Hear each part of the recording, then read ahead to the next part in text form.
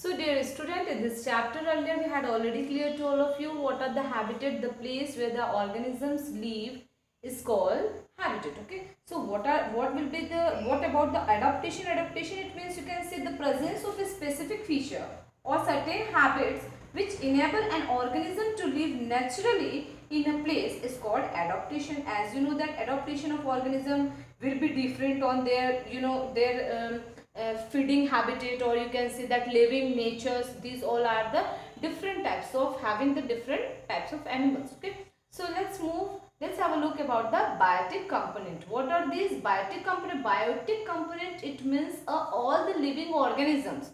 All the living organism, it means the plant is also living organism. So the plants and animals living in a habitat, the plants and animals living in a habitat is called biotic component. For example, you can see that the bacteria, fungi, animals, these all are the example of biotic component. It is clear to all of you. So now let's have a look about the abiotic component. Abiotic component, it is just vice versa. If it is under the living organism, then it will under the non-living organism. It means the non-living things in a habitat constitute a biotic component. For example, soil, air, sun, rock. You can say that the students, animals are dependent. Animals are biotic component, but without a biotic component, an animal cannot able to survive. Is it clear?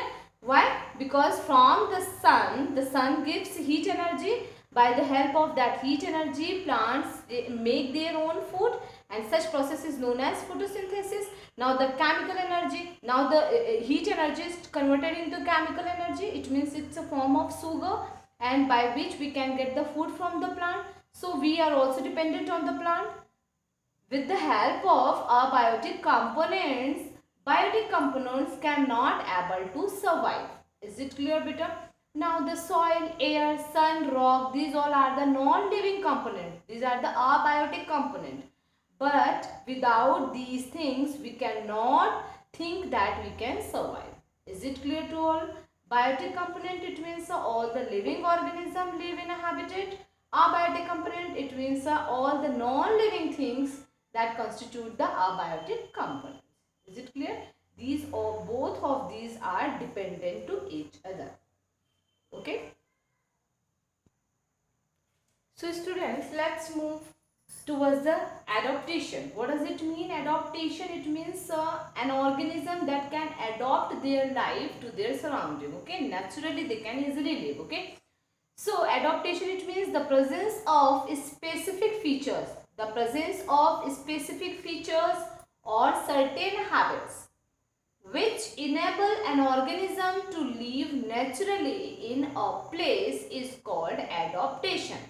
I am going to give you example by which you can better understand about the adaptation. For example, that fish are habitual to live in the water. When you can take out from the water, it will die. Fish will die because it's having such a body, the properties of their bodies to live in the water. Okay, so such and due to the streamline shape also having, which helps to move in the water, so they are habitual. So their means fish are adopted their life into the water. So this is also aquatic animal, you can say. Now let's have a look about the camel. Camel cannot able to live in the water because it is not a aquatic animal. It is a terrestrial animal because it is able to live on the land, over the land. This is a terrestrial animal. So I am giving you example related to the adaptation, like fish cannot live out of water and camel cannot live in the sea. By which you can get better understand about the adaptation. It means those organisms who adopt their life, or you can say that they changes their life according to their surrounding.